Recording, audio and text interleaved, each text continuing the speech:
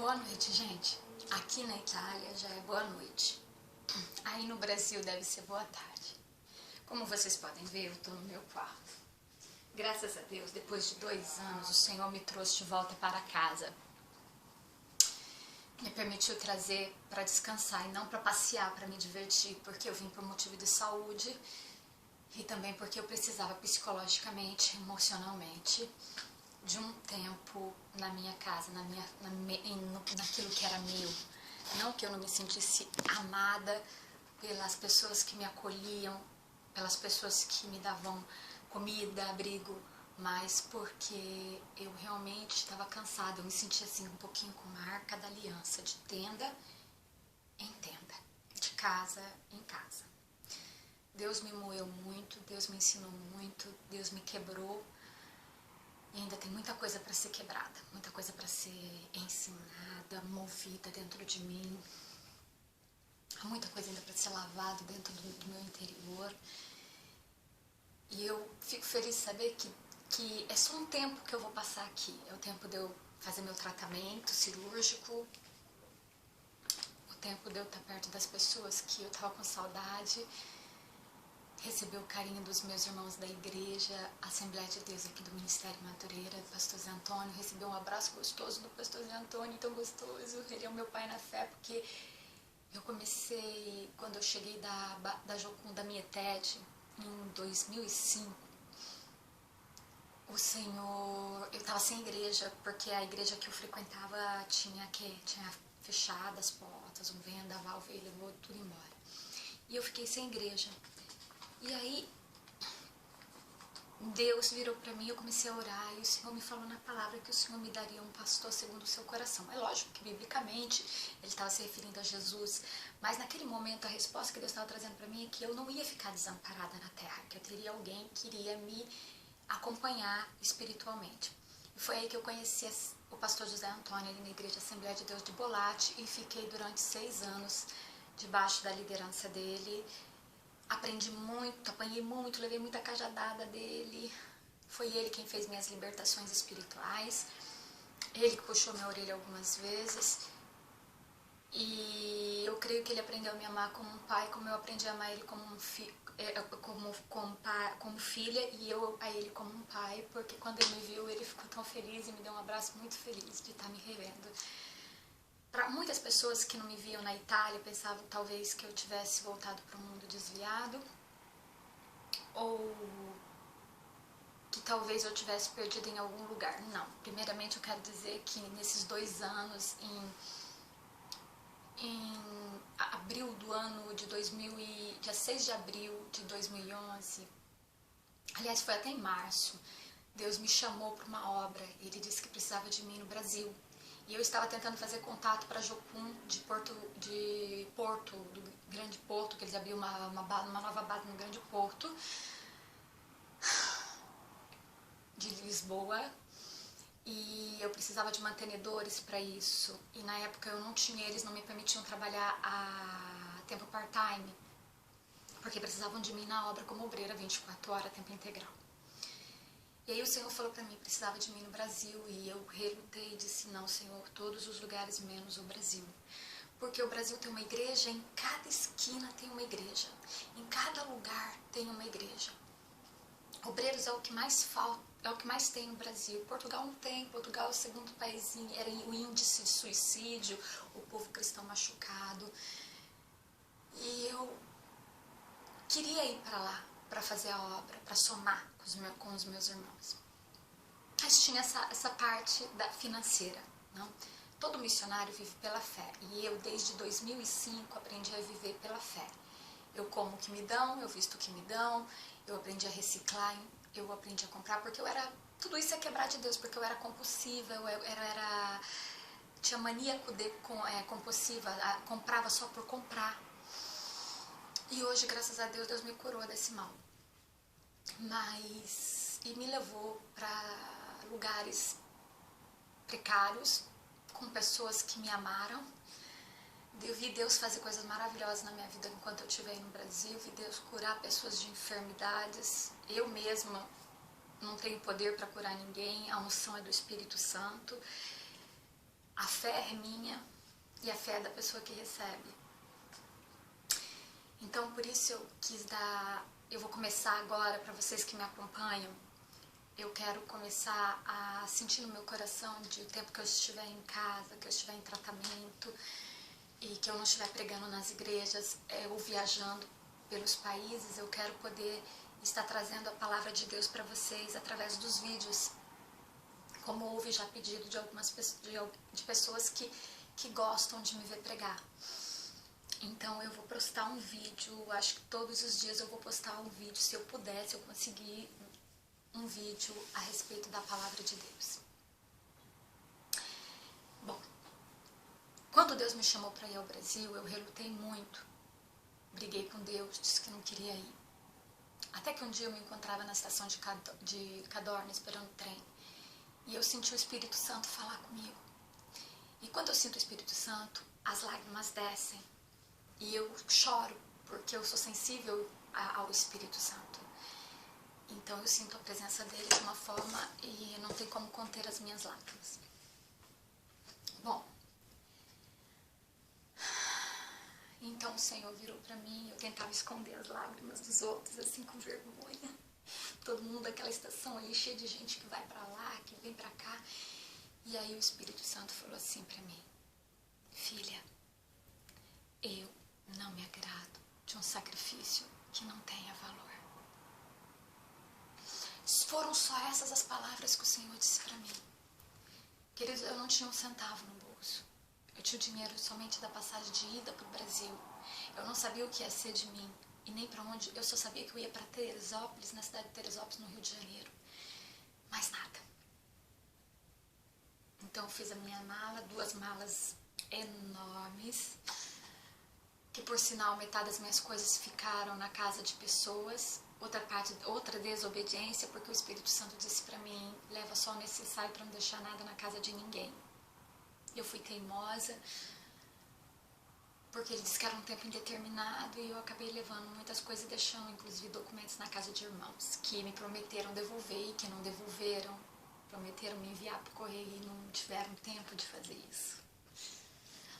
Bom, não é uma cobrança, é só uma lembrança que tem coisas muito importantes para mim na casa de alguns irmãos, e eu não tenho condições de voltar, porque eu vivo pela fé, eu vou onde o Espírito Santo manda, como o vento, de um lado para o outro, levando a palavra dele.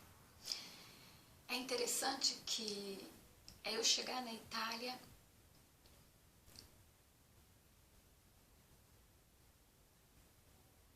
e sentir um clima diferente.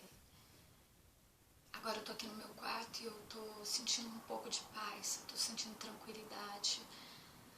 Eu tô descansando, recuperando as minhas forças, porque eu sei que eu vou voltar pro Brasil, porque a obra no Brasil é grande, ainda não acabou.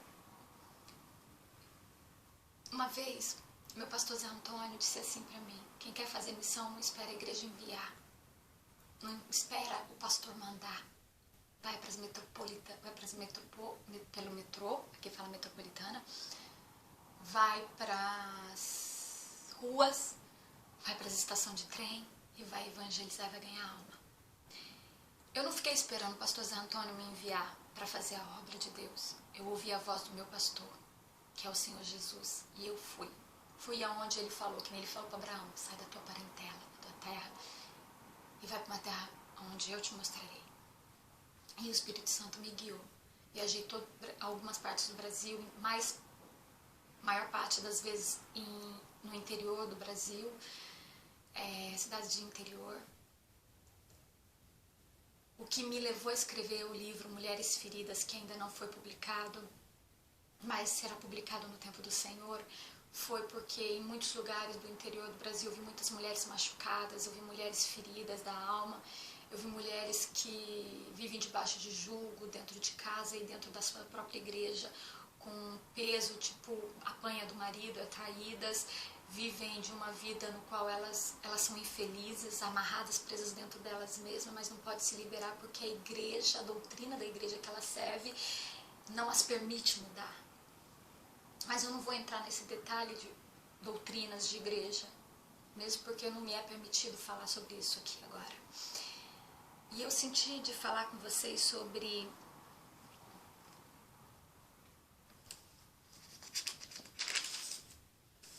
sobre algo mais, para mim, um pouco mais importante, que é a palavra de Deus, não? E eu gostaria de falar um pouco sobre o temor do Senhor.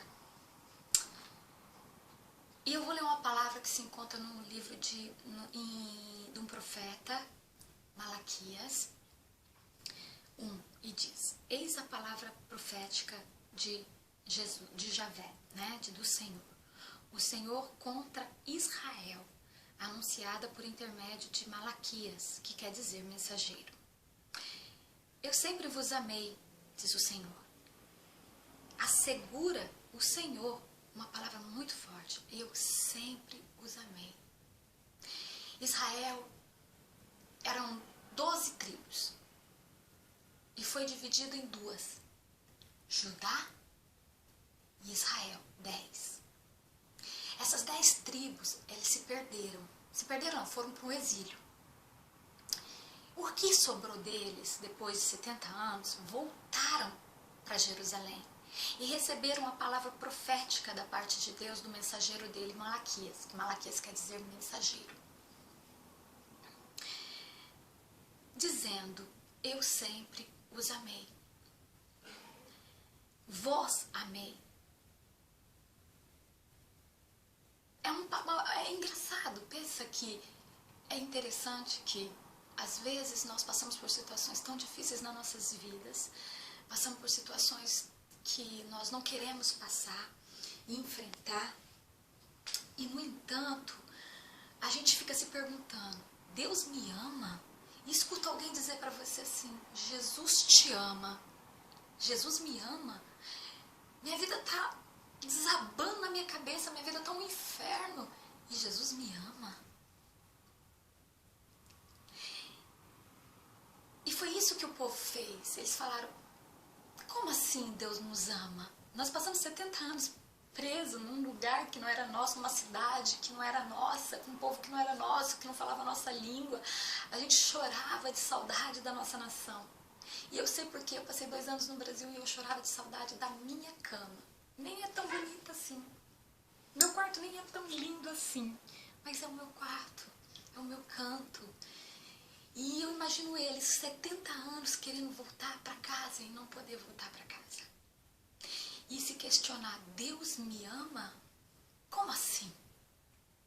Como Deus me ama? E era isso que o Senhor falou através do seu profeta. No entanto, vós me questionais: de que maneira nos tens amado, Senhor? Dessa maneira? Ora, não era Esaú, irmão de Jacó? Relembra o Eterno. Ainda assim amei Jacó e rejeitei Esaú. Transformei suas montanhas em terras arrasadas e entreguei sua herança aos chacais do deserto.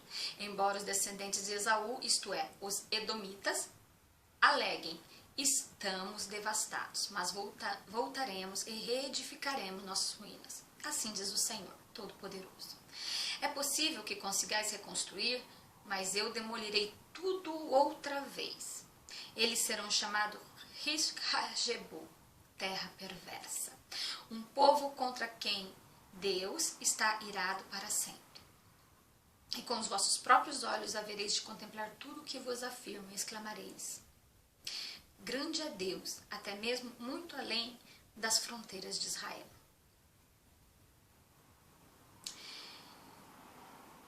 Existem pessoas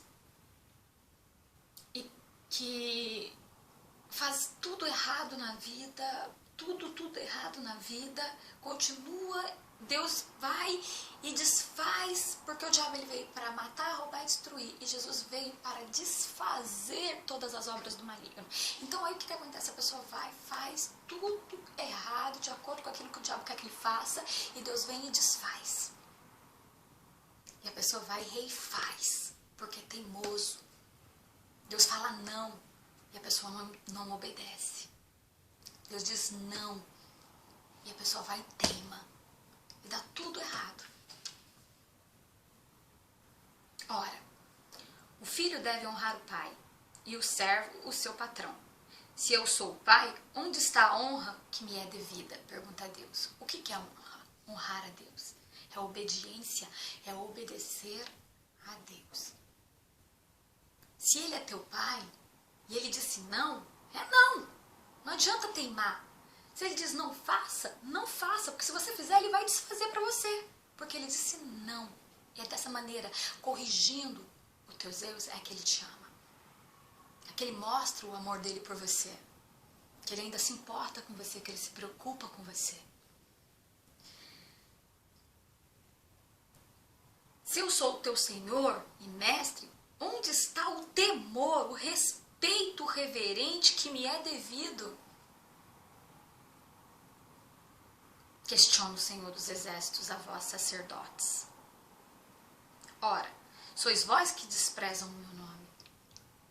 O Senhor estava falando com os servos dele. O Senhor não estava falando para pessoas que não conheciam a ele. O Senhor não estava conversando com pessoas que não tinham nunca ouvido falar dele. Ele não estava falando com descendentes dos israelitas que haviam nascido nos 70 anos. Ele estava falando com pessoas que conheciam ele. Se você me chama de pai, porque onde está a honra que você tem comigo como pai? Se você me chama de Senhor, onde que está o teu respeito por mim? Eu digo não para você e você vai e faz, você me desobedece. Eu digo não reedifica e você reedifica. Eu digo não constrói, você constrói. Aonde está o temor do Senhor? Tem muita gente que confunde temor com medo. Temor é respeito, não é medo.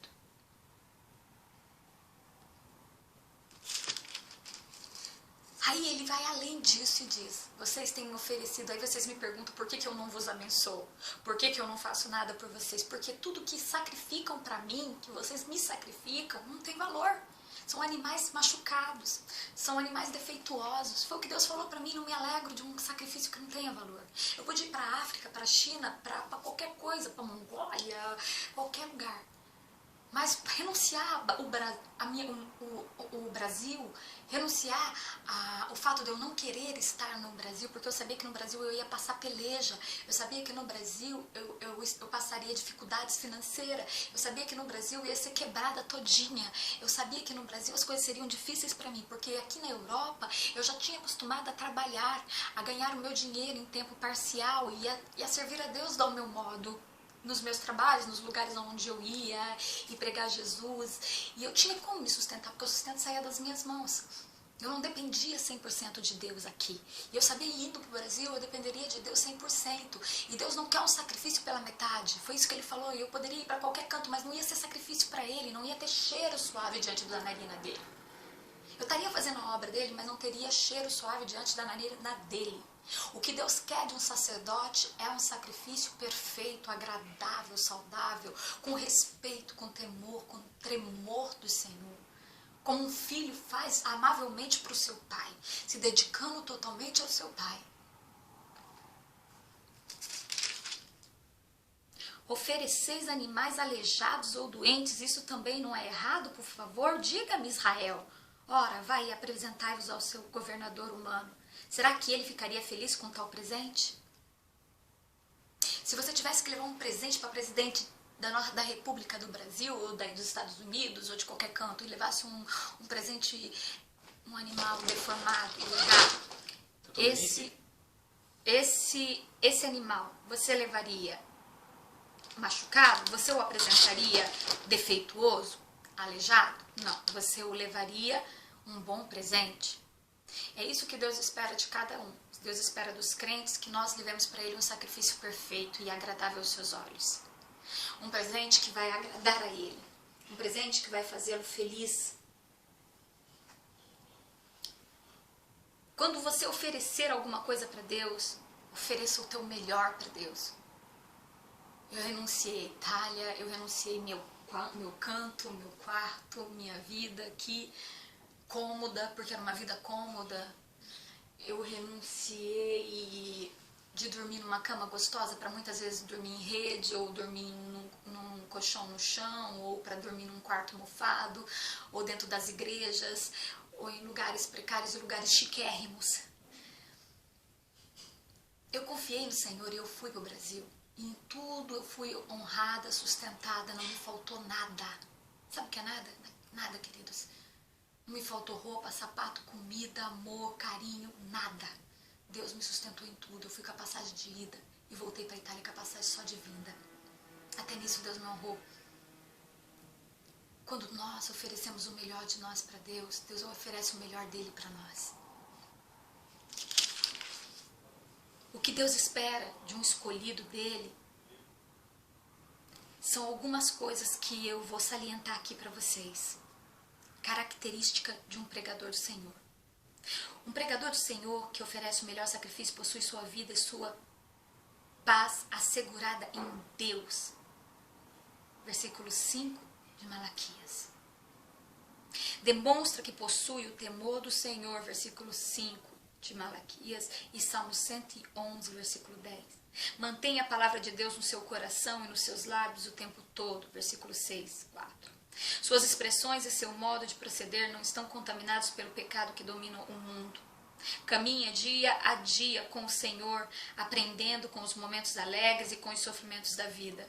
Dedica-se a cooperar para que os pecadores sejam salvos do mar do pecado em que se tornou o mundo e sejam levados em segurança para a praia da salvação e santificação. Procura conhecer mais e mais a Yahvé e a sua santa palavra, a fim de poder ser mais útil na obra de instruir o rebanho de Deus, em 1 Timóteo 3:2, 2 Timóteo 2:14 e 15. São qualidades de um verdadeiro pregador, de um verdadeiro mensageiro da palavra de Deus. A gente chora, tem espinho, tem momentos difíceis, ou se tem. Eu mesma me recordo, eu estava na cidade de Araruama, no Rio de Janeiro, sem um centavo. As portas se fecharam completamente para mim e eu não tinha um centavo no bolso, como sempre, nunca tenho. Graças a Deus, mas eu tenho Deus, não estou me lamentando porque não me falta nada. E eu perguntei para Deus, sentei na praça, chorei muito e falei, Senhor, e agora? O que eu vou fazer, para onde eu vou? Com as minhas malas, o que eu faço? Então Deus virou no meu coração e disse para mim assim, vai falar com a pastora da igreja tal que você pregou. E ela não tinha sido contaminada ainda por algumas coisas que haviam acontecido.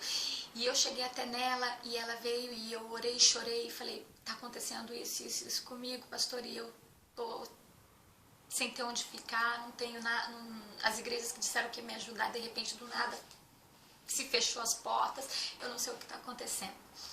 Eu ligo para minha mãe na fé, a Maria, lá em Camboriú, e ela fala assim para mim, antes de eu procurar a pastora, e disse para mim, Tânia, Deus quer que você vá para o Paraná. Deus vai ter uma obra contigo lá no Paraná. Eu disse, mas de que jeito que eu vou, Maria? Eu não tenho um centavo no bolso, eu não tenho nem como comprar minha passagem para ir. Se Deus quer que eu vá, Ele vai me dar condições de sair daqui do Rio de Janeiro. Eu estava sozinha. Eu viajo sozinha, eu e o Espírito Santo. Humanamente falando, sozinha. E aí então eu procurei essa pastora e ela orou por mim e ela não sabia de nada. Ela virou para mim e falou assim, Tânia, Deus quer você no Paraná por um tempo para você ir para lá. Eu falei, pastora, mas como que eu vou para o Paraná? Ela colocou a mão no bolso, arrancou o dinheiro certinho da passagem de ônibus, deu na minha mão e falou, tá aqui o dinheiro da tua passagem, vai para o Paraná que Deus precisa de você lá. 3 ou 4 dias depois estava eu indo embora para o Paraná, onde eu fiquei 3 meses na casa de uma outra pastora e na casa de uma irmã hospedada. E Deus me honrou muito. Mas antes que eu chegasse lá, eu chorei muito diante do Senhor. E eu me recordo que eu estava na janela do lugar onde eu estava hospedada e eu chorei e falei para Deus, Deus, eu posso estar passando por toda essa luta, mas eu me reprovo. Eu me reprovo. Eu não consigo passar, não passei na prova.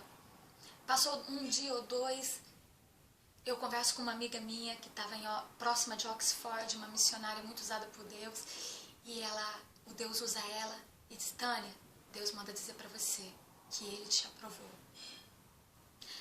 Aquilo para mim foi muito bom ouvir, houve um renovo espiritual na minha vida, Deus abriu as portas, palancou as portas para mim na cidade de Maringá, eu fui para Maringá e lá eu aprendi muito sobre libertação e cura interior. Eu já sabia algumas coisas, mas eu aprendi muito mais ali, e ali Deus trabalhou na cura da minha alma, de áreas da minha alma que ainda não haviam sido curadas, de maldições hereditárias que ainda não haviam sido curadas. Quando a obra terminou ali, encerrou ali, o tempo acabou, eu voltei para o Rio de Janeiro.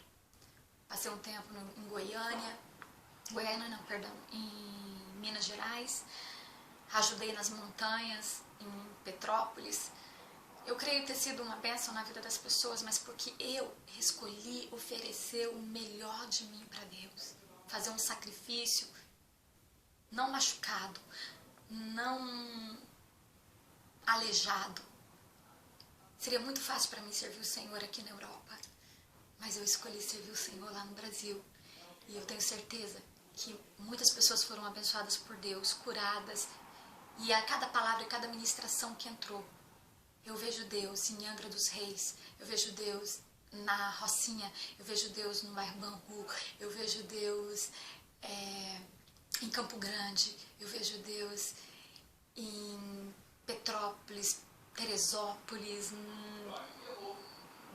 cidades pequenininhas da região de Teresópolis, eu vejo Deus em Seropédica, eu vejo Deus em Londrina, eu vejo Deus em Bauru, em Cafelândia, eu vejo Deus em Lins, eu vejo Deus em Campinas, eu vejo Deus em Maringá, eu vejo Deus agindo grandemente em muitas outras cidades que eu não me recordo o nome agora, porque foram várias, eu andava de pra cima e pra baixo sem parar, fui desgastando meu corpo, minha mente. Entrei em crise espiritual, passei por um processo de esgotamento espiritual, porque vi muita coisa errada na meio da liderança que eu não deveria ter visto, eu não tinha com quem conversar, não tinha com quem ver, mas foi Deus me mostrando o mundo dos grandes como são. Por isso que as pequenas ovelhas muitas vezes desviam da igreja, porque veem os péssimos comportamentos dos grandes. Mas eu pude entender que até os grandes também são falhos, e que os grandes também são propícios a pecarem, a caírem, a se levantarem. Eles não são deuses, eles representam deuses, mas não são deuses. E não há ninguém que é perfeito, não há ninguém, por mais que a gente tente ser santo 100%, não conseguimos. Porque se a gente não peca no falar, a gente vai pecar no pensar, vai pecar no agir, no sentir.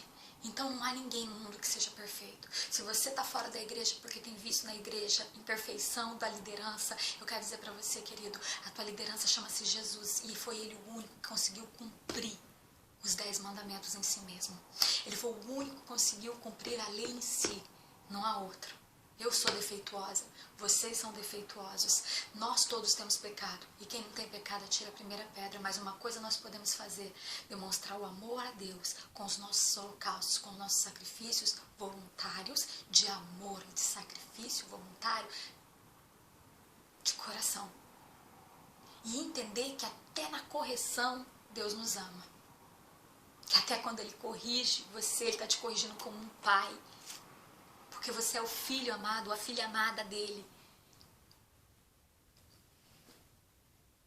Eu vou ficar por aqui com a palavra hoje, temor do Senhor, pai e filho. Ontem não foi o Dia das Mães? Vamos celebrar hoje então o Dia dos Pais, o nosso pai, porque foi ele quem te gerou, foi ele quem te chamou, foi ele quem te capacitou, e é ele quem vai continuar te capacitando. Amém? Eu quero orar por você. Coloca a tua mão no coração, você que está assistindo esse vídeo. E eu vou interceder pela tua vida, eu vou entrar na brecha no mundo espiritual agora por você. Pai, em nome do Senhor Jesus, eu quero entrar na brecha agora pela vida de todos os que estiverem ouvindo esse vídeo. Eu quero pedir, Espírito Santo amado, que dizer primeiramente que tu és bem-vindo, e pedir perdão pelos meus erros. E também pelos erros dos meus irmãos. Pedir que nesse momento, Pai, o Senhor sonde, visite o coração de cada um que estiver ouvindo esse vídeo até o fim. Que o Senhor possa, Espírito Santo, estar cobrindo-os com tuas mãos poderosas e abraçando-os como um pai abraça um filho, e dando a eles o amor que eles precisam, capacitando-os para a obra e quebrantando o coração de cada um deles. Eu oro e intercedo a Deus para que o Senhor possa entrar com cura, com providência, com saúde, com emprego, com famílias restauradas, transformadas, com vidas quebrantadas, ó Pai, com vidas transformadas. Eu oro, Espírito Santo, para que o Senhor haja milagrosamente na vida de cada um dos meus irmãos e que o Senhor possa levar o pão cotidiano para eles, ó Deus, todos os dias da vida deles, e que eles possam saber que em Ti, ó Pai, eles têm um Pai eterno, e que o Teu amor se manifesta até mesmo na tribulação. Eu te louvo, Espírito Santo, porque sei que Tu és fiel.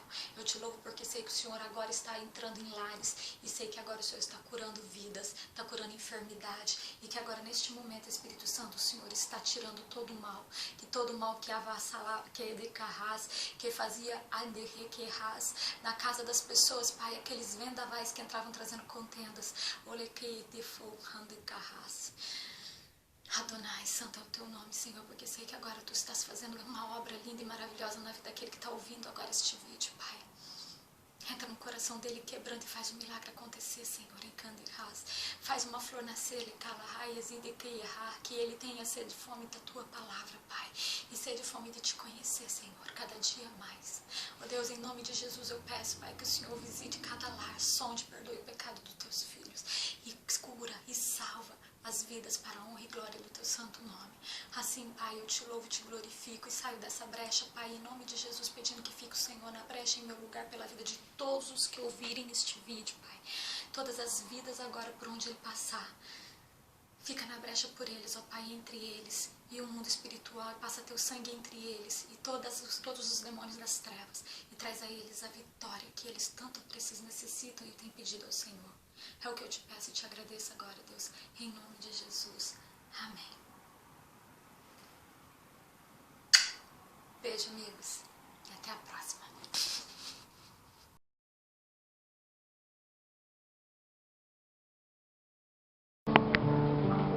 Quando, porém, Sanbalate, Tobias, os árabes, os amonitas e os homens de Asdod souberam que os reparos dos muros de Jerusalém tinham avançado e que as brechas estavam sendo fechadas, eles ficaram furiosos. Todos juntos planejaram atacar Jerusalém e causar confusão. Amém, aleluia, até aqui. Quinta-feira passada, nós começamos a ler Neemias 4:1. E nós falamos sobre os inimigos, quando eles viram que Neemias e o povo, eles começaram a edificar o muro de Jerusalém.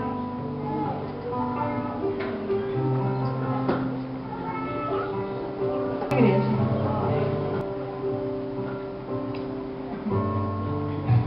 O templo já estava construído há mais de 30 anos. Os homens já estavam ali. A cidade já havia pessoas vivendo ali dentro. Eles iam para o templo e adoravam a Deus, como de costume. Contudo, eles não estavam protegidos. Como eu disse semana passada, eles estavam propícios aos inimigos. E uma cidade, por exemplo, Milão, na Itália. A Itália antigamente, cada cidade havia um muro. E cada muro havia sua porta. Por quê? Porque a Itália vivia em guerra contra si mesma. Então todos esses para se defender, o que eles criavam? Esses muros, e ainda cada cidade tinha um país em guerra, dividido dentro de si próprio, uma nação dividida dentro de si. Jerusalém não era diferente. Jerusalém também precisava ser protegida contra o seu inimigo. Uma nação dividida em duas partes: Judá e Israel. Dois irmãos que viviam em guerra constante, se odiavam, se detestavam. Uma família dividida.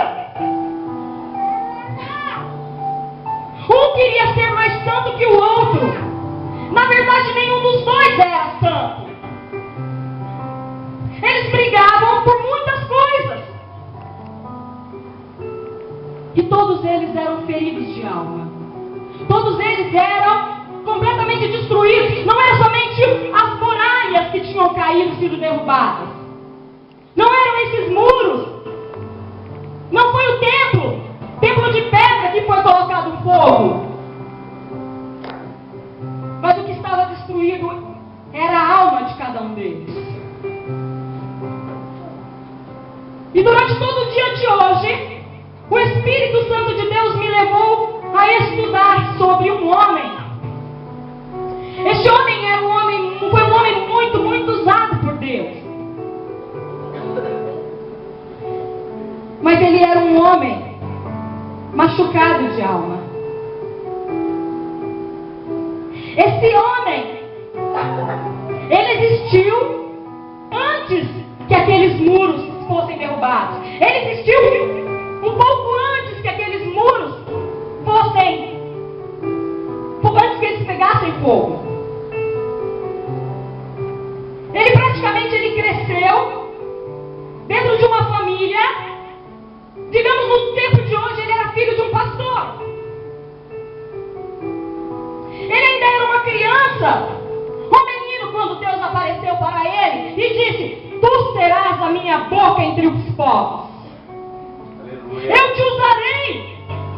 Então ele respondeu para Deus: mas Senhor, sou eu ainda um menino, uma criança, nem sei falar. E ele disse: não diga se eu não sei falar, porque eu estarei contigo. Eu colocarei as minhas palavras na tua boca, Jeremias. Amém. Esse homem Jeremias, ele tinha uma tarefa. Ele havia sido separado na terra para chamar o povo ao arrependimento. Que dura tarefa é, igreja? Chamar o povo ao arrependimento. Mas o que motivava o coração deste homem era o amor que ele provava pelos seus parentes. Era o amor que ele tinha por aquele povo, pelo seu povo. Ele sabia dos propósitos de Deus, porque Deus estava colocando no coração dele o fim que seria para aquelas duas nações. Que se eles não se convertessem, que se eles não tomassem uma posição, mas não era se converter da boca para fora. Sabe o que eles faziam, igreja? Quando os profetas vinham até eles, entrava aqui e saía aqui. Eles faziam pouco caso do Espírito Santo de Deus. Porque eles diziam: essa palavra não é para mim. Eu não preciso ouvir essa palavra, essa mensagem. Essa palavra é para o meu vizinho do lado. Ah, se fulano de tal estivesse aqui agora para escutar essa mensagem. Mas o Senhor diz que essa mensagem é para você, igreja. Quem tem ouvido, ouça o que o Espírito de Deus diz para a igreja. Aleluia. Então, esses dias, quando eu estava vindo para cá, dentro do ônibus eu olhei e via somente um deserto total, a terra completamente seca, assolada, alguns galhos completamente magros. E eu vi que tinha tanto sol, a terra estava tão seca que ela parecia que ela ia rachar. De repente eu olhei e vi muitas árvores de todos os tipos. Então o Senhor vira para mim e diz assim: Jeremias, o que tu estás vendo, Jeremias? E cada árvore que eu via, eu falava. Eu via um crente. Eu olhava e via uma árvore pequena assim, completamente seca. E eu dizia: esse é o crente que desistiu. Eu via outra árvore um pouco maior, aqueles galhos meio seco, meio verde. E eu dizia: esse é o crente que estava florescendo, de repente se deixou levar pelo engano, pelo amor do mundo e começou a morrer. E eu via outra em volta, e eu dizia, aquele crente que não desistiu. E ele está crescendo, ele está indo até os céus. Ele não desistiu. E eu fui passando e eu fui vendo vários tipos de crentes ali. E foi incrível. Tinha crente de todo tipo. Cada árvore representava um crente. Eu via árvores que estavam começando a nascer e eu pensava, esse crente é o que está no primeiro amor.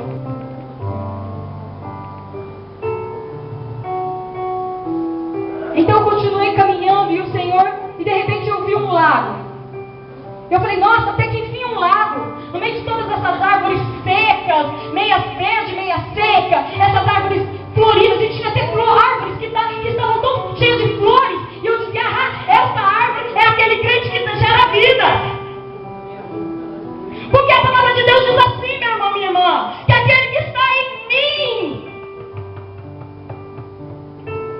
aquele galho que está em mim, mas ele não dá fruto, ele é arrancado e ele é jogado no fogo. Não adianta estarmos na presença de Deus, na casa de Deus, fazendo parte do corpo de Cristo e não darmos frutos. O ano passado, o Senhor virou para mim e diz assim, muitos olham para você e te vê como uma árvore seca, mas eis que tu darás muitos frutos. E eu não imaginava como poderia ser isso. Então essa semana eu pensei, Senhor, para honra e glória do teu nome, foram 16 vidas que se renderam ao Senhor aqui em 2 cultos. 4 vidas em Campo Grande, total de 20. E se eu começar a contar as vidas de Teresópolis, as vidas lá do Rio de Janeiro em si e outras, vão dar muito mais. Então eu falei, Senhor, se hoje tu me levaste contigo para a glória e pedisse para mim, Tânia, me apresenta as tuas obras, eu já teria obras para apresentar para ele, eu teria vidas para apresentar para ele. E você, igreja, quantas vidas você tem hoje para apresentar para ele? Eu não sou melhor do que vocês, e nem vocês são melhores do que eu. Somos todos iguais diante dos olhos de Deus. Contudo, essa pergunta que eu estou fazendo para vocês não vem de mim, vem do Senhor. Qual é a obra que hoje vocês têm para apresentar para o Senhor? Uma vida somente, igreja. Uma vida para Deus é muito valiosa. Ele deixa as 99 ovelhas e vai atrás daquela uma que se perdeu. Porém, eu poderia ganhar multidões de vida para Jesus e chegar no último traguardo e perder minha própria vida. De que valeu a pena? Nessa noite, eu volto a convidar você, igreja, a sondar o teu coração e ver qual é a ferida que está dentro de você nesta noite, que você quer que o Senhor cure. Porque essa ferida que está dentro de você, ela tem impedido você de dar frutos para o reino do Senhor. Ela tem te impedido de amar o teu próximo como a ti mesmo, porque você não está conseguindo se amar. Você não está conseguindo. Porque tudo diante de você é escuridão. Tudo diante de você é um obstáculo.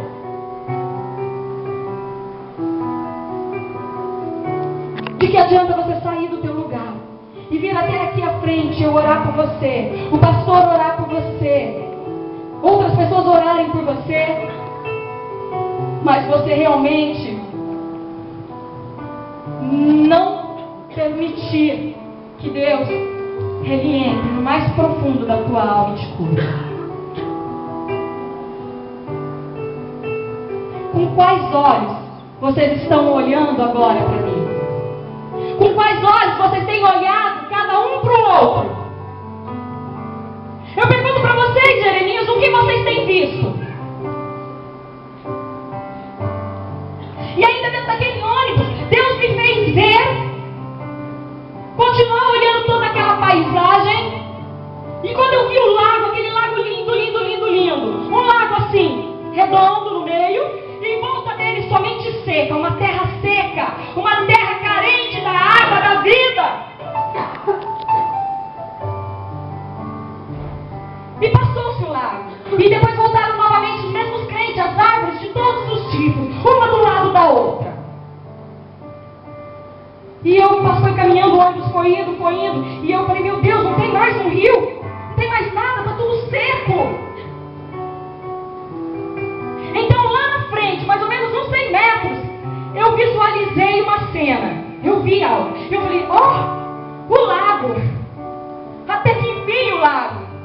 O meu coração estava tão sedento por aquele lago, por aquela água. Eu não aguentava mais ver aqueles crentes mortos ali. Eu não aguentava mais ver tanta árvore seca, tanto gado precisando de uma água, tanta terra ali quase rachando. Então eu pensei, realmente é o lago. E quando o Espírito Santo pergunta para mim, o que você está vendo, Jeremias? Eu falo, é um lago. E o ônibus foi se aproximando daquilo que eu dizia ser um lago. Meus olhos viram um lago. Mas quando foi chegando próximo daquilo, eu observei que aquilo que eu via como um lago nada mais era do que a carroceria de um caminhão. O que nós temos visto?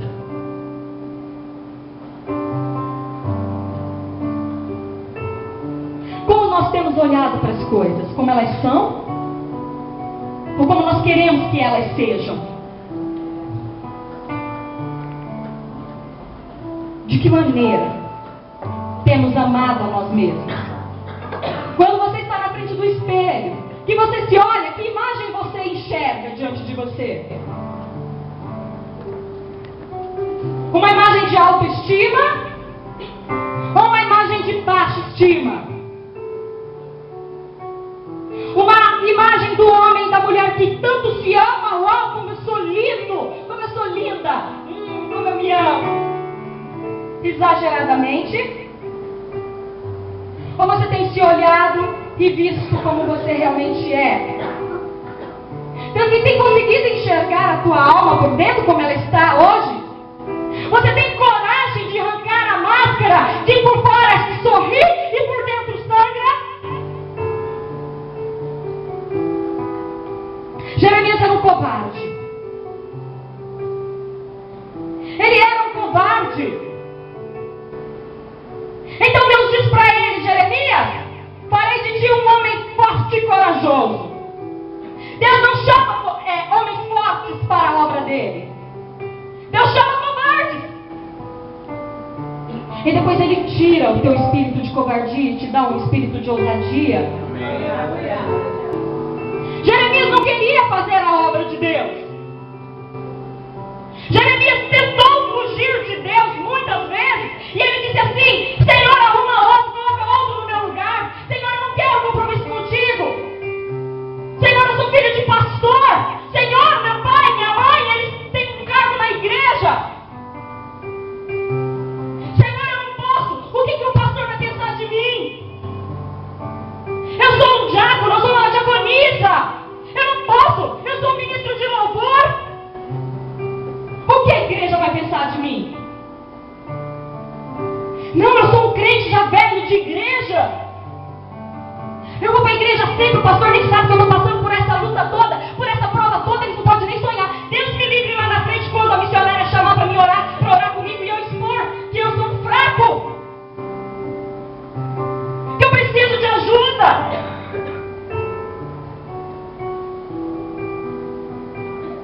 Meu irmão, minha irmã, o nosso cargo, ele não vai levar a gente para os céus.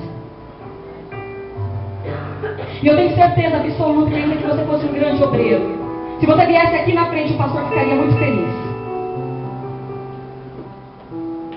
Sabe por quê? Porque ele quer apresentar a tua vida para Jesus. Eu falei na outra semana, e vou repetir, o crente que firma sua fé no homem tende a cair.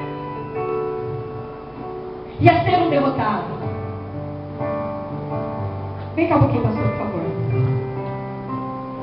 Vocês estão vendo esse homem? Esse homem é um homem de carne e osso. Ele é um homem que peca. Ele é um homem que também chora.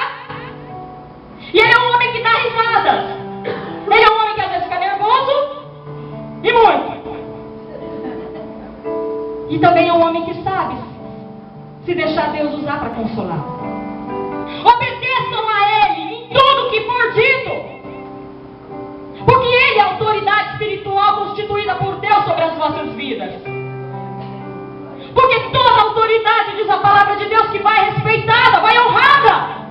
Porque não há autoridade que não seja instituída por Deus sobre a terra. E aquele que não consegue obedecer a uma autoridade espiritual, traz para si próprio maldição. Mas não esperem que ele seja perfeito.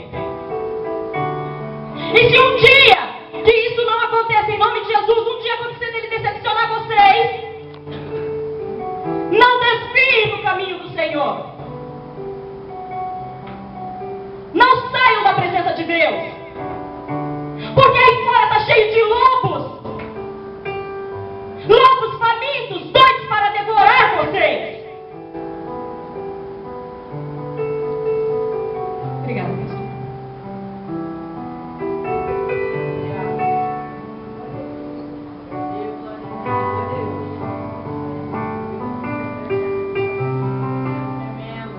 Você tem servido o homem ou a Deus?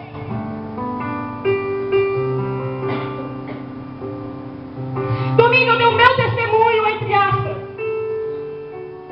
E mostrei para vocês, igreja, eu me expus para vocês.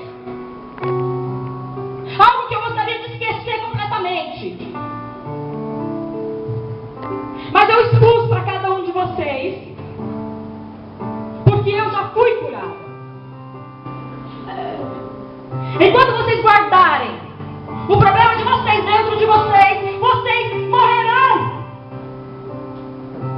Mas no momento que vocês abrirem a boca de vocês, se exporem para Deus, o inferno ele vai cair, ele vai ser derrotado na tua vida. E o primeiro passo, o primeiro processo para receber a cura na tua alma, é você reconhecer que está doente. É reconhecer que você precisa de ajuda.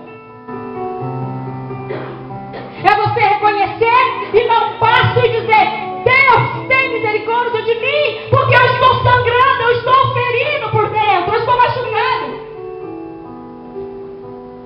Existem pessoas que pecam tanto, fazem tanta coisa ruim e depois eles acreditam: não há mais esperança para mim. Eu fiz tanta coisa errada, Deus não vai olhar para mim. Mas a palavra de Deus disse que Ele veio para os doentes. Os sãos não precisam de médico. Jesus, enquanto esteve na terra, Ele andou com as prostitutas, Ele andou com assassinos, Ele andou com alcoólatras, Ele andou com as piores pessoas na face da terra.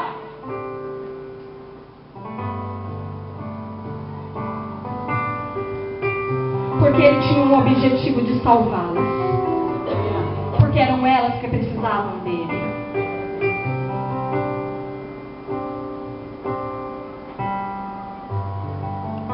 Jeremias foi crescendo. Com os anos ele foi tornando-se não mais um menino, mas um homem. E ele teve o desafio de chegar para a casa dele, para o pai dele, para os dele, e dizer: olha, você precisa se arrepender, você precisa tomar uma posição, você precisa se converter. Se você não fizer isso, você vai morrer. Essa cidade será destruída, ela será completamente assolada, ela vai ficar no esquecimento. Os nossos inimigos estão vindo, eles vão dominar sobre vós. Os anos foram se passando e eles não se convertiam, eles riam, eles zombavam de Jeremias, porque eles preferiam ir para as igrejas onde havia a pregação da prosperidade, da paz, da harmonia.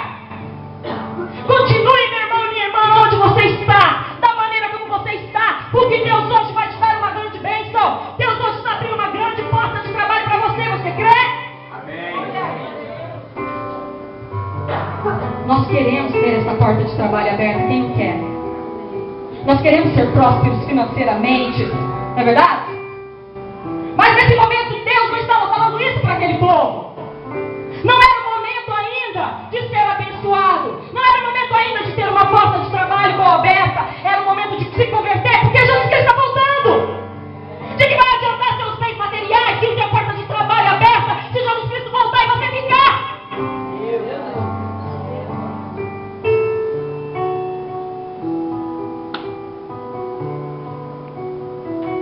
Buscar primeiramente o reino de Deus. Ele vai acrescentar tudo na tua vida. Não vai te faltar nada. Eu perdi tudo que eu tinha, igreja. Eu perdi todos os bens materiais que eu tinha. Eu fiquei sem nada. São 7 anos que eu sigo o Senhor, de um lado para o outro, e até hoje ainda não tenho nada. Mas eu creio que o meu nome está escrito no livro da vida.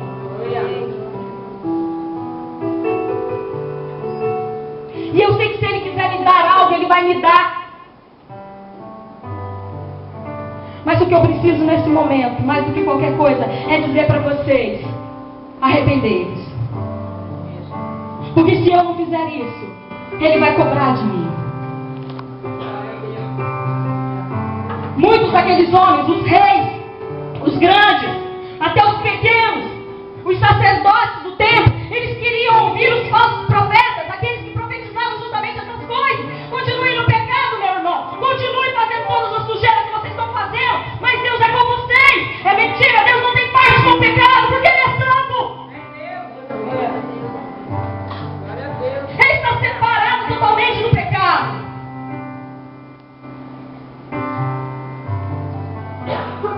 Quando Jeremias chegava neles e dizia a verdade para eles, eles não queriam ouvir. Diziam: esse homem é louco. Então Jeremias, no seu caminhar, ele foi pego por louco. Jeremias apanhou muito. Jeremias foi para a cadeia. Jeremias foi para o poço.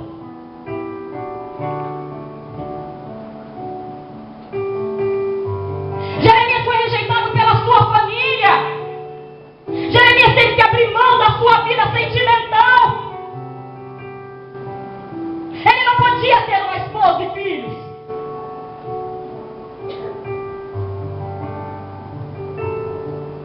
Para Jeremias,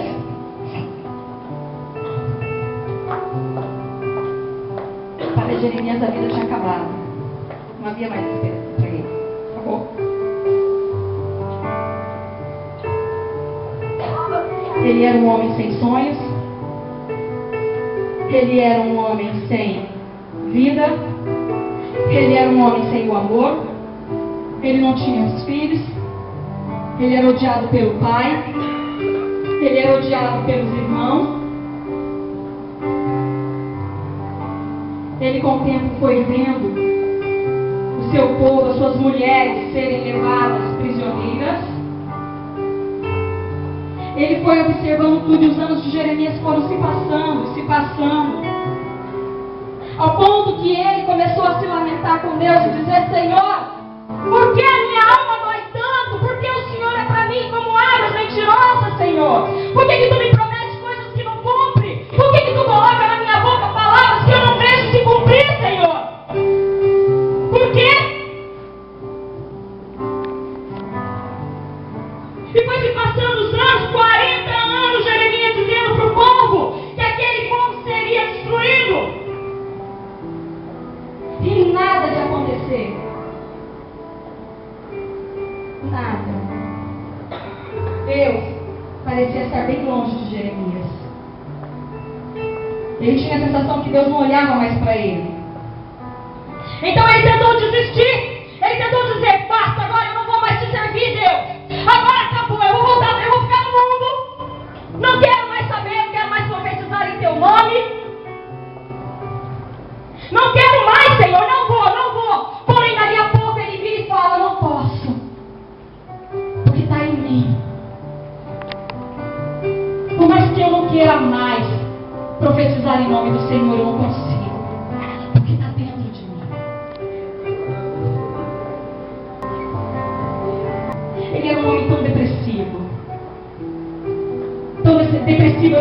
imaginar Jeremias sorrindo. Eu não consigo ver em um minuto sequer Jeremias sorrir. Então, de repente, Deus dá uma estratégia para Jeremias e diz assim: Jeremias, coloca tudo no papel do sofrimento. Aí lá vai Jeremias escrever 5 cartas de lamentação. E o tempo se passa e Jeremias escreve. E lá em Lamentações, ele vira e diz assim: ok, se eu olho para o meu passado, a minha alma se angustia dentro de mim. Porém, contudo, eu ainda olho para o meu Salvador e sei que há esperança para mim. E ainda que você esteja nesta noite, igreja, como uma árvore seca, uma árvore morta que não há esperança para você, ainda assim eu te digo que há esperança para você, porque o teu Redentor vive. Porque a tua esperança vive. E ainda que a figueira não floresça, ainda assim vocês devem esperar no Senhor. Ainda assim vocês devem confiar no Senhor. Porque somente Ele pode curar a tua alma. Somente Ele pode entrar nessa terra sedenta que está dentro do teu coração e fazer o milagre acontecer. E fazer a raiz brotar dentro de você, de uma planta nova, de um redentor novo. E fazer nascer tudo novo dentro de você. Aleluia.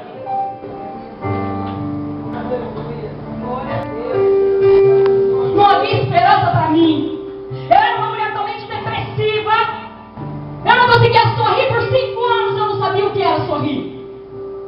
A dor que estava dentro do meu coração era tão grande, tão profunda, que numa noite de muito inverno, eu arranquei minha roupa de frio, arranquei meus sapatos e comecei a correr no frio nas ruas de Milão, porque eu queria saber se aquele inverno, aquele frio era mais forte do que a dor que estava dentro de mim. Então eu cheguei na minha casa e vi que aquilo não era mais forte, que aquele inverno de 0 graus não era mais forte, aquele frio não doía em mim, tanto que eu estava doendo a minha alma. Então eu cheguei na minha casa, deitei na cama, agarrei minha mãe e eu comecei a chorar nos braços dela. Eu não sabia o que era o amor de mãe, mas eu posso garantir para vocês que nos piores momentos da minha vida era ela que estava ali do meu lado segurando a minha mão.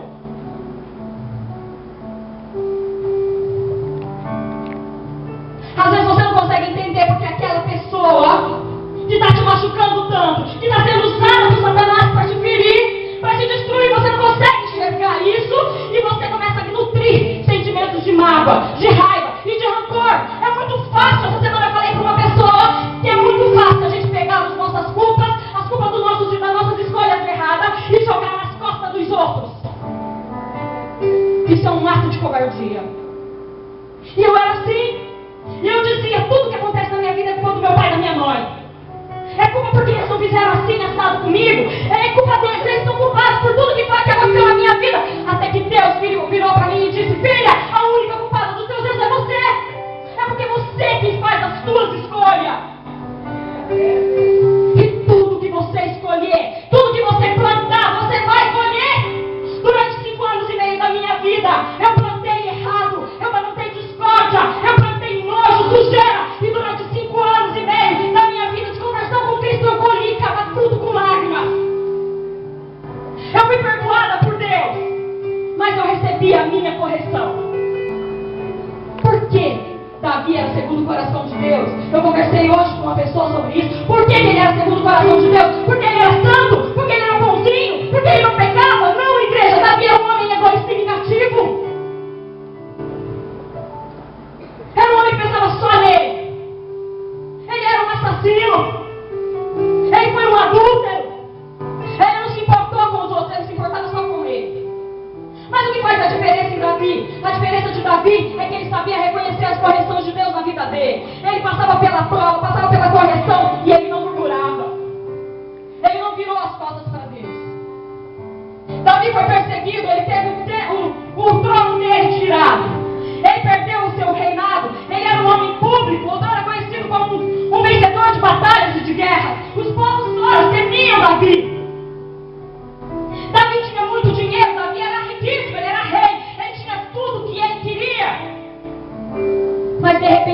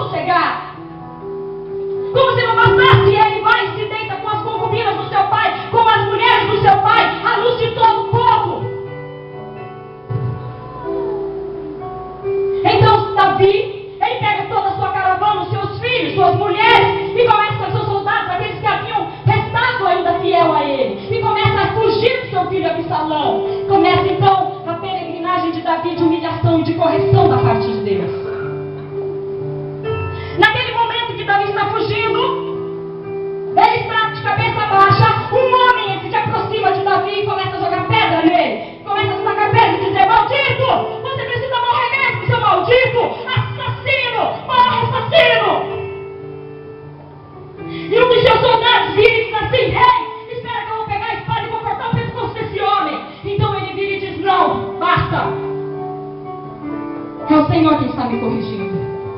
Deixa, porque Deus está corrigindo. Eu gosto muito dessa passagem, porque Davi foi humilhado, Davi foi corrigido por Deus, e ele aceitou a correção de Deus na sua vida, e fugiu por uns anos. De repente seus soldados vêm e trazem uma boa notícia para Davi, e dizem assim: Davi, temos uma boa notícia para ti. E ele: sim, então me diga. Nós acabamos com o exército de Absalão. Que legal, que vitória conseguimos. Sim, rei, porém temos outra notícia para te dar. Qual? Teu filho morreu na batalha.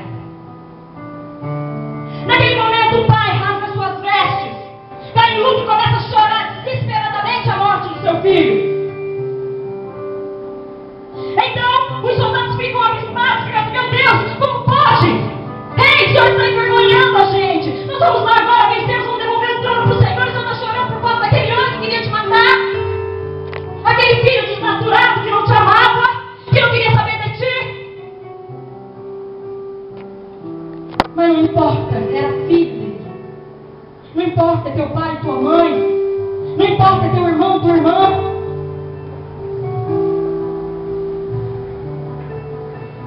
Nós não somos diferentes, nós somos filhos do mesmo Pai. Nós temos por Deus Pai. Então você e eu somos irmãos. Por que então você me odeia?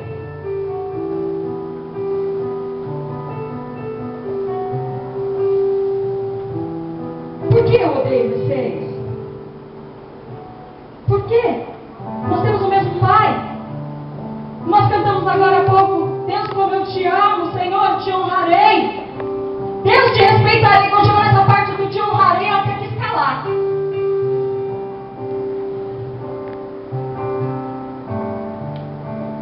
Davi, mesmo cabisbaixo, ainda ferido, porque agora havia mais uma tristeza no coração dele, que era o luto, a vergonha de ter sido humilhado publicamente, ele estava voltando para casa. Ele estava retornando para a casa dele após toda a correção ter cessado. Havia passado o tempo da correção de Deus na vida dele, e agora era o momento dele receber a vitória dele. Então ele estava voltando para casa para receber o seu trono, para tomar posse do poder, da autoridade sobre a nação, sobre o povo, para ser honrado. Davi estava sendo honrado. E de repente, quando ele olha de frente para ele, quem que ele enxerga? Ele faz assim: fala, o que será?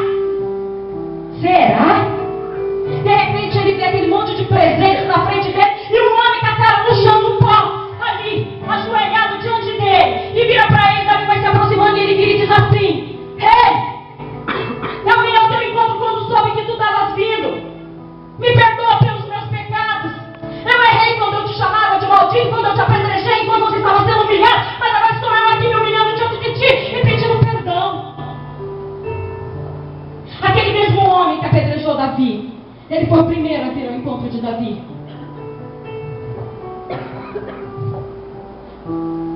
A mão que tem te machucado, a mão que tem te ferido, a partir do momento que você se deixar curar pelo Espírito Santo de Deus e passar pela prova, sem murmurar, sem reclamar, é a mão que Ele vai usar para te honrar.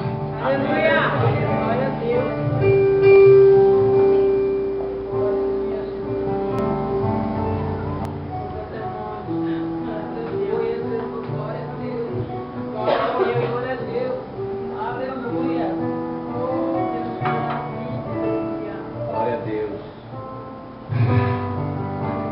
Aqui, nessa passagem de Neemias que eu li, eles já tinham seus muros levantados até certa altura, e as brechas estavam sendo todas tapadas, as feridas estavam sendo curadas, os pecados estavam sendo confessados. Então os inimigos viram aquilo e disseram: o quê?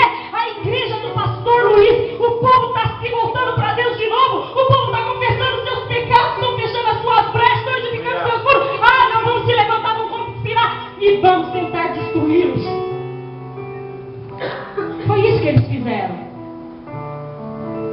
Mas a palavra de Deus diz, lá no versículo 9: mas nós oramos ao nosso Deus e colocamos guardas de dia e de noite para proteger-nos deles. A vitória de vocês está na oração.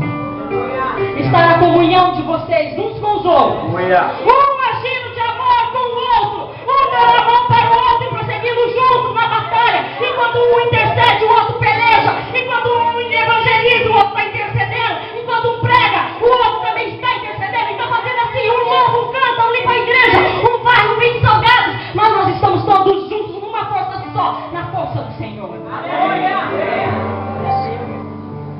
Eles não desistiram.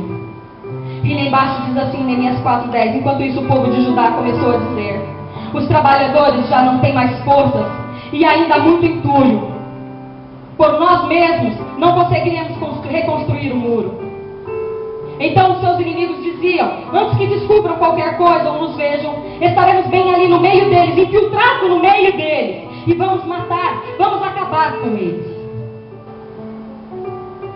Quando os inimigos viram que não podiam vencê-los, porque na força de um homem só, eles escolheram então, escondido, disfarçado, se infiltrar e se fazer de ovelha. Mas eram lobos no meio das ovelhas. Cuidado, igreja. Cuidado com aquele que te contamina com conversinhas fiadas, que chega em você e coloca você contra o teu irmão. Aquele que começa a fazer só para ver o circo pegar fogo.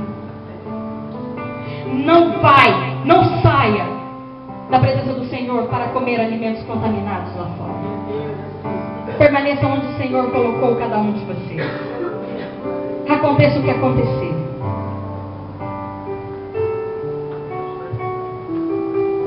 Quando tudo passou, lá em Lamentações, Jeremias diz que ele foi curado. O Senhor cumpriu a promessa na vida de Jeremias. Jeremias foi honrado quando os inimigos entraram e levaram o povo prisioneiro. Porém, há um fato interessante da história desse povo lá dentro da Babilônia. A diferença, inclusive hoje eu estava conversando com o pastor, a diferença entre duas prisões, a do Egito e a de Babilônia. No Egito eles eram escravos a serviço forçado. E na Babilônia não. Na Babilônia eles tinham sua casa, eles tinham sua vida cômoda. E quando eles tiveram a liberdade deles, a opção de voltar para Jerusalém, para sua casa, muitos escolheram permanecer na Babilônia, porque era cômodo para eles. O que você escolhe nesta noite? Permanecer na Babilônia com as suas feridas? Ou sair da Babilônia, dar um passo diante de Deus e terminar a construção do teu muro espiritual? Fizemos nesta noite alguns tijolos de isopor. Não são lindos no graqueiro, mas estão todos aqui. Representam o muro espiritual da tua vida, de todas as áreas da tua vida. O muro espiritual dessa igreja, deste templo, está na mão de vocês. Escolher reedificar esse muro ou voltar para casa da mesma maneira, machucados, feridos. Está nas tuas mãos escolher aceitar Jesus Cristo como Senhor e Salvador, se você ainda não aceitou. Está nas tuas mãos escolher nesta noite se reconciliar com Jesus, se você está afastado. Está em tuas mãos entregar todas as feridas da tua alma, ainda que você já seja um crente velho, e esteja na presença do Senhor nesta noite, a fim de que Ele possa curar você. Porque há um rio que desce do trono de Deus. E esse rio ele está aqui agora. E por onde ele passar, por onde este rio passar, ele vai curar. Ele vai libertar.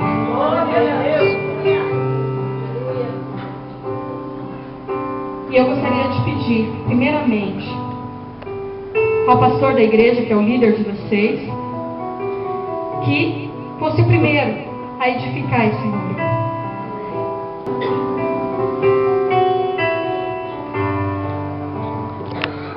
Quem for fazer o seu ato profético, eu convido a sair do seu lugar, pegar o seu tijolinho, vir até aqui e edificar o seu muro, colar o seu tijolinho ali. E no momento que você estiver colando, você vai profetizar em alta voz: eu hoje edifico os muros da minha vida. Em nome do Senhor Jesus, eu faço um ato profético de restauração da minha alma, de restauração da minha vida espiritual. Você vai profetizar sobre a tua vida. E vai deixar o teu tijolinho ali. Amém? Deixa eu ver.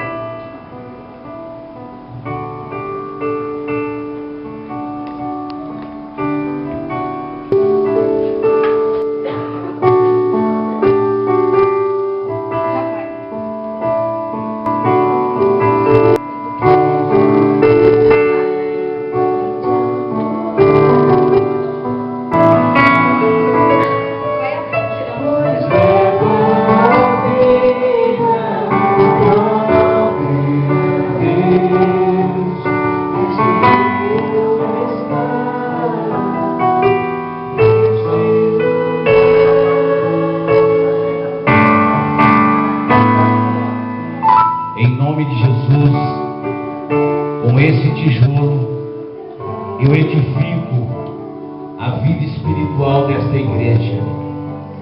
Com esse tijolo, eu edifico a saúde dentro da minha casa. Com esse tijolo, eu edifico a paz sobre a cidade de Cafelândia, em nome de Jesus. Agora, eu gostaria de convidar todo o grupo de intercessão dessa igreja a pegar os seus tijolinhos e profetizar sobre essa igreja e sobre a tua vida.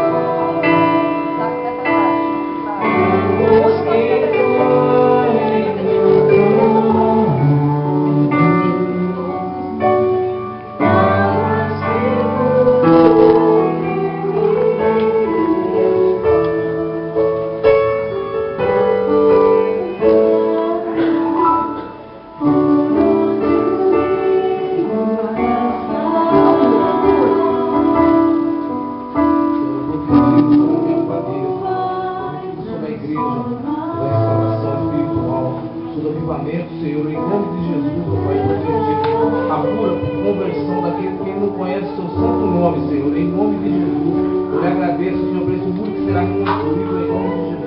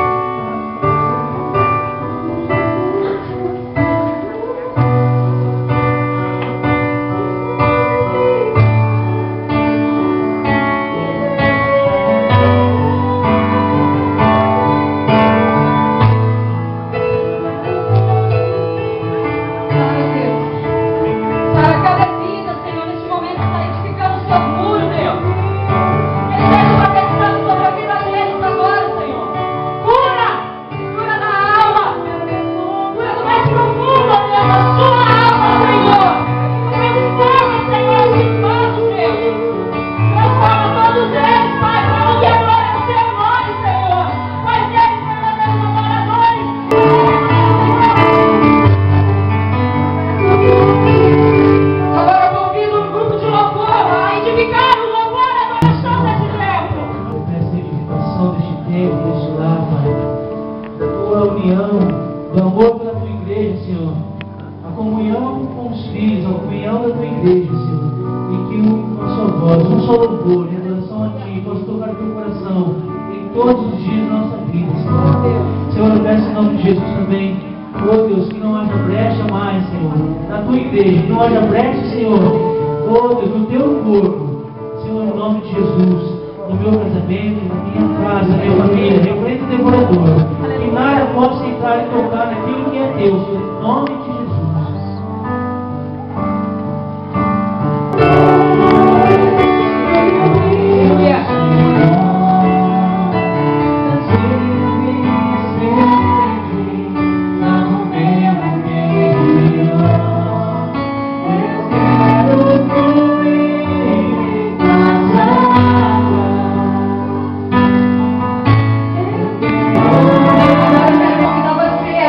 Fazer o teu ato profético.